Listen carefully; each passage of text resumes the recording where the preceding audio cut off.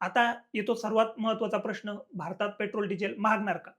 Economic टाइम्सच्या वृत्तानुसार सध्या तरी भारतात पेट्रोल डिझेलचे दर वाढण्याची शक्यता फार कमी आहे. कारण सध्या सरकार कॅलिब्रेट पॉलिसी अंतर्गत संतुलित धोरणावर चालत आहे.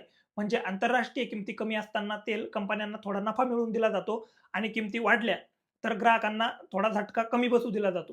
Indian oil corporation, Bharat petroleum corporation limited आणि हिंदुस्थान पेट्रोलियम कॉर्पोरेशन लिमिटेड या कंपन्या हेच मॉडेल अनुसरतात. क्रूड महाग झाल्यावर थोडं नुकसान सहन करतात आणि स्वस्त झाल्यावर नफाही कमवतात.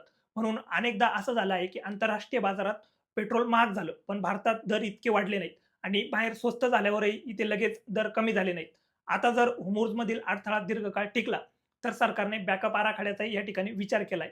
त्यातील एक पर्याय म्हणजे पेट्रोल डिझेलच्या निर्यातीवर बंदी घालता येऊ शकते. इकॉनॉमिक टाइम्सच्या वृत्तानुसार भारत आपले सुमारे 1/3 पेट्रोल आणि 1/4 डिझेल आणि सुमारे निम्मे एव्हिएशन टर्बाइन फ्यूल निर्यात करतो. गरज पडल्यास रिफायनरी, एटीएफ इतर उत्पादनाकडे वळवू शकतात.